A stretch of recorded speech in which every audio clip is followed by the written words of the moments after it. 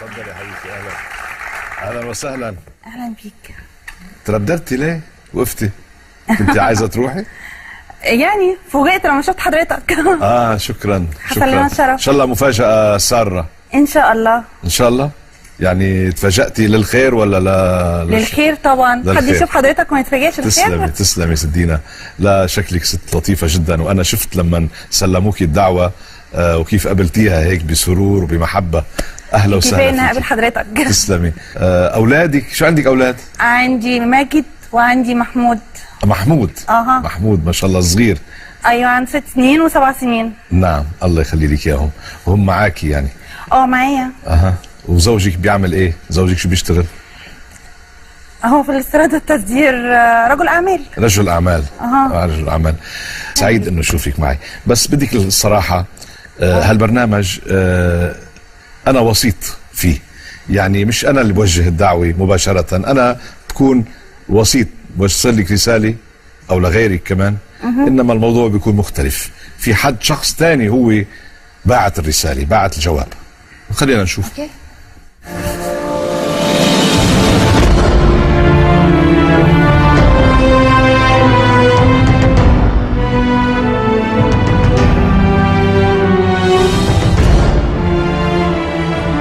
أنا محرج بهالحالة، أنا محرج. ما عنديش أي كومنت. بهذه الحالة أنا محرج، ومن الآن بدي أقول لك إنه أنا متعاطف معك. قبل ما أبدأ، الأخ مجدي زوجك، مش عارف إذا السابق بس لسه ما طلقته بعد، بس مجدي ارتكب جرم كبير بنظرك، بنظر المجتمع، بنظر الجمهور هلا اللي قاعد معي، ويمكن الجمهور اللي عم بيشوفوا على الشاشه. طبعا هو بينكر انه القصص صارت بهذا الوضوح، انما مجدي اب حنون، مجدي زوج محب، في علاقه طويله بينكم بعض، وعندكم ولدين ما شاء الله، ماجد ومحمود بدهم يكبروا. مجدي له 2 سنين يبدو تعبان، مش مرتاح، مش عايش. انا حكيت معاه قبل مطولا، يعني كلامه مؤثر، انا شفته انه جدي بكلامه، وبيعرف انه ارتكب خطيئة، بس جاي لهون عشان تسامحيه. هذا البرنامج اسمه المسامح كريم. هذا برنامج مش مسابقات، هذا برنامج بيكسب فيه الإنسان، بيكسب فيه الآخر. المسامح كريم. مجدي قبل ما تحكي أنت وياه بعت لك رسالة معي، بدي أقرأ لك إياها إذا ما عندك مانع. خليني أقعد جنبك. أوكي تفضل. بيقول لك: زوجتي الحبيبة دينا، أقول لك زوجتي لأنك لا زلت زوجتي ولن أتخلى عنك أبدا. حبيبتي، لأني لم أحب غيرك ولن أحب غيرك. أعرف جيدا أنك مجروحة في كرامتك، لكنني والله العظيم بريء، كما أنك تتحملين جزءا من الخطأ، لأنك أنت من أدخلت هذه الشيطانة إلى منزلنا. حبيبتي دينا، فاتت علينا أيام صعبة وكنا متمسكين فيها بعضنا ببعض. راعيتك في مرضك، فكيف أخونك في غيابك؟ يا دينا، أولادنا أهم من أي خلاف، ولا أريد أن يتربى أبناؤنا بين أب وأم منفصلين. أريد أن أضمكم جميعا، وأن نعيش معا جميعا، وأن نسافر كما تعودنا إلى الإسكندرية لنستعيد أجمل ذكرياتنا. أريدك يا دينا أن تفكري في المستقبل بدلا من الماضي، وأن تغفري لي أي شيء، وتقدري أنني جئت أطلب منك الصفح والسماح أمام العالم كله ولا أريد أن أعود إلى البيت لوحدي، بل معك أنت وأبنائي بعد أن تسامحيني، والمسامح كريم. للأسف مش هينفع يا جورج، صعب. دينا أنت معك حق، قلت لك أنا من الأول أنا متعاطف معك ومؤيد موقفك، وفي يعني إذا المسألة خيانة، في خيانة لا تغتفر، بس هو ما بيعترفش بده. هلا بنشوف، لأنه خلينا نشوف شوي، لأنه ليكي إذا ممكن ننقذ هذه العائلة، إذا ممكن، إذا في مجال، رح نحاول قد ما فينا أنا وكل هالجمهور اللي حولي، رح نحاول إنه ننقذ هذه العائلة في سبيل مستقبل الطفلين، مستقبلك ومستقبله هو كمان. دينا بدي بس الفت لك نظرك لملاحظة.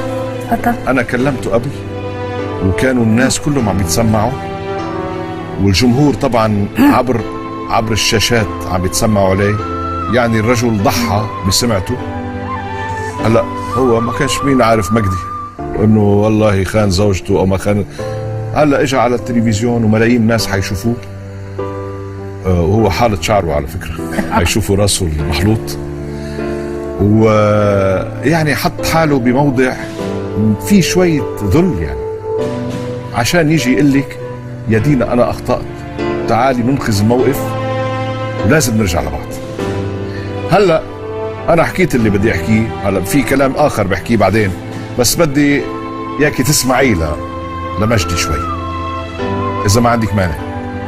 أنا ما عنديش مانع عشان خاطرك، بس أنا سمعت كتير ومش مقتنعة، أنا عمري ما هصدق عينيا خلينا نحاول محاولة أخيرة، إلا إذا أنت مش عايز تيبقى. لا للأسف، يعني أنا آسفة إن أنا أقول لك المحاولة دي فاشلة.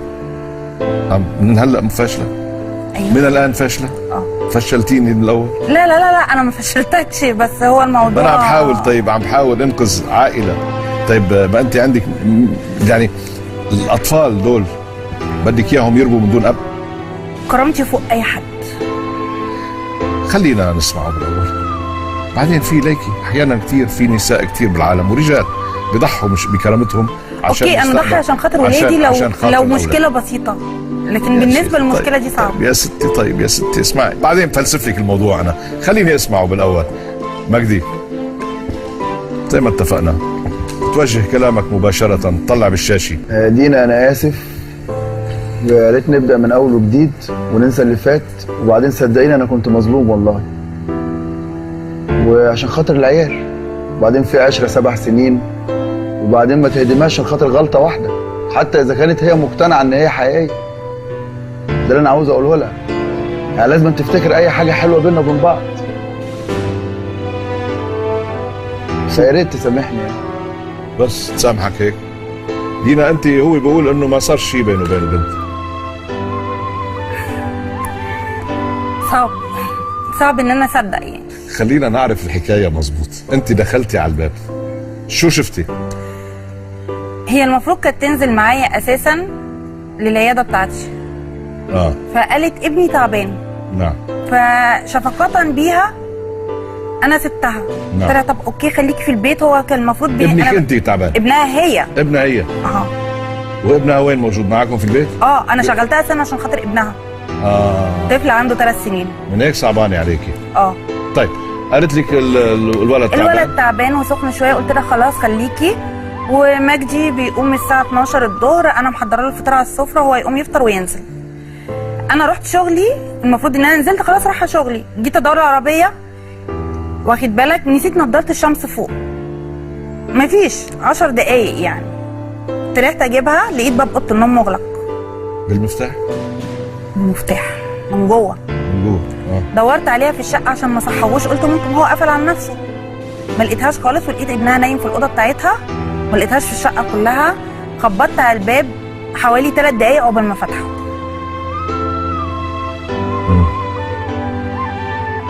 تبرر ده بإيه؟ مجدي أنت ما قلتش حاجة كده، ما قلت لي هيك. أنا كنت نايم. مين سكر الباب؟ مين سكر الباب بالمفتاح؟ شو جاي لهون؟ نحن قلت لك ما تسود لي وجهي مع مدام دينا يعني. حدا قفل الباب بالمفتاح؟ هي اللي قفلته، هي دخلت لقيتني انا نايم. وقفلته. هي التانية باين عشان- لما حست ان هي طالعه قفلت الباب. حست انه هي طالعه، يعني ده انه حست انه الاكيد مدام يعني، ده دينا اللي طالعه انا قفلت الباب هي من انا ما جوا. حققتش، بس ده المتوقع يعني عشان انا كنت نايم. اسمع، انت جاي تطلب منها الصفح، جاي تفتح صفحه جديده معاها. الصفحه الجديده معاها بدها تكون مبنيه على الصدق. يا بتكون صادق بروايتك الان، صادق بكلامك بوعودك إلها بالمستقبل. انا ما بقبلش يعني يصير في صلحه كده، البنت أساساً قالت كلام غير مش ده مزح خالص. في مستقبل. انا جبت البنت، نعم. جبت ناس جابوا لي البنت. لما جبتها وهددتها ان انا هحبسها، قالت لي ان هو وعدها انه هيعمل لها شقه زي دي وهيجيب لها عربيه وهيتجوزها عليا وهيطلقني. انت سيبك من كلامها، بعدين حتحكي اي شيء يعني، راح تحكي لك اي كلام، عارفه. هلا هو في شيء ذات نفسه كذا مره قال لي مشيها، وانا قلت له حرام، دي اتفضل. مرميه في الشارع ما لهاش ده اهل. بيشفع فيه. يعني لو قال لك مشيها، لو بتمسك فيها ما بيقول لك تمشيها كمان. ما بدك تفكري، انت معك حق، ولا اي ست في العالم تقبل الوضع اللي حصل، وخاصة من بنت اشفقتي عليها ودخلتيها بيتك، اساءت الاماني، ومن زوج ايضا كان ضعيف. هلا المهم ده من الماضي صار. الرجل حزنان وتعبان وهو قال لي ضايع بلاكم، وعايز انه يرجع العيلة ويلم العيلة. طبعا اذا بده يصالح وبدك تصالحيه، بده يعمل وعد قدامي مقطوع انه خلاص يعني بقاش في مزح، ما فيش مزح. بدك تفكري بهذا الواقع، بهذا الوضع. الانسان بيغضب، تنجرح كرامته، بس مستقبل اولاده بضل اهم، بضحي احيانا من شان اولاده. لو انا احكي لك شي قتلت كلمه شخص- انت يا ابو الهول، تفضل. هي عارفه انا تعبت قد ايه عشان احاول ان انا احل المشكله ديت، وبعدين هي لغايه وقتنا هذا مقتنعه ان انا كنت في حاجه بينهم وبين، هي مش عاوزه تشيل الموضوع من دماغها. انا بقالي سنتين يعني مش النهارده، وجاي النهارده برضو بحاول اقول لها سامحيني. دينا، هل سبق شكيتي فيه شي مره قبل المساله لا، دي، لا، قبل لا، القصه لا. دي؟ هل عمل شي مثلا خلاكي تشكي لا، مع مجدي على طول بيضحك وبيهرج، ودي طبيعته. مع اصدقائكم، مع صديقاتكم، مع كذا؟ هل شكيتي وكل شي؟ بيحبه. بص احنا نقول لينا ولا علينا، الكل بيحبه، واهلي طيب، بيحبوه. واهلك بيحبوه. طيب بس انه ما حسيتي، ما لمستي لا، انه لا، لا. انه هو بتاع ستات، بتاع كذا يعني لا، خالص. بيروح بيزوغ شويه؟ لا ما حسيت خالص. يعني. طيب غلطه زلمه. طيب شو بنعمل؟ بندمر البيت، بندمر الاولاد، بكره بيطلعوا الاولاد. طيب وانت مبسوطه سعيده هيك؟ لو انت قتلت واحد واعتذرت له، ده هيحييه تاني؟ لا، بس القتل ده قتل وده قتل برضه. يا شيخة. الإنسان ضعيف، النفس أمارة بالسوء، إنسان ضعيف والله يعني. إحنا بشر. هلا نحن بشر، برافو عليكي، نحن بشر. ما نقدرش نغفر. لا يعني ممكن لازم نسامح، بس ما نقدرش نغفر. الله بيسامح، ربنا بس ونحن- اللي يغفر. ونحن بيغفر طبعا، بس الإنسان يسامح، والمسامح كريم. وانا مش قادره اسامحه. والله أكرم. أنت بدك تفكري قبل ما تجاوبيني. أنا حسيبك تفكري شوي، يعني خدي لي كم ثانية فكري فيها. احكي بهالوقت أنت فيك تحكي، لأنه أنا تركها، أعطيها 5 ثواني تفكر. مسيبها بقالي سنتين بتفكر. يا ريت كفايه كده بقى بجد يعني. هي لو بتفكر في الاولاد هتنسى الموضوع ده.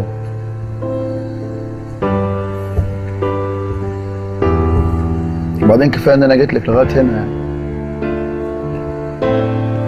بجد مش هقدر، وولادي مش هتنازل عنهم، وهو عارف كده كويس قوي، ولو هتوصل المحاكم مش هتنازل عنهم. بس وارجو ان هو يطلق. هو اللي مش عم يطلق، كذا مره يوعدني ويروح عند المأذون ويسيبني ويمشي. لأنه مش عايز يطلق، بحبك الرجل. ارجو لو لسه عنده ذره من الرجوله، انا اسفه، طلقني. خلاص اخذي قرارك، ولا ممكن يعني، ولا بأي حال أبدا؟ خالص. مش هتفتحي الستار ده؟ مش هتسامحي؟ استحاله. انا عملت شقتي الخاصه بيا دلوقتي ومش عايزه منه حاجه. خلاص طلعتيه من حياتك؟ من سنتين. من سنتين طلع؟ سنتين ومش شهر على فكره. ومش عايزه ترجعيه بقى خلاص؟ ولا ممكن؟ استحاله. انا زعلان لانه فشلت اني ارجع العائله لبعضها، بس الايام قدامكم، يعني في وقت، مش ضروري تتصالحوا باستوديو، ممكن تتصالحوا خارج استوديو. صعب. دايما فكروا بالاولاد. مجدي اخر كلمه بدك تقولها؟ اقول لها حاولي تسامحيني وتنسي. جاوبي. لا. لا.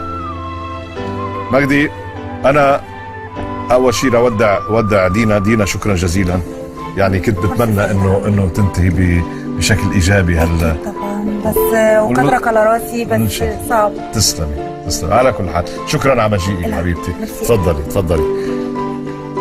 مجدي، شوف هيدا شيء عاطفي بينك وبينها، يعني ما فيني انا اعبر عنها، هي عبرت عن كل شيء عندها، ما فيني كمان اعبر عنك، انت عندك. بس انا بدي اتشكرك لانك جيت، لانك شجاع، لانك حاولت، وهيدي يعني هالقصة ستبقى امام اولادك لما يكبروا اذا ما رجعتوا لبعض، انك حاولت وعندهم اثبات انك حاولت امام ملايين الناس. بشكرك على ثقتك، و الله يوفقك. الله يخليك. شكرا.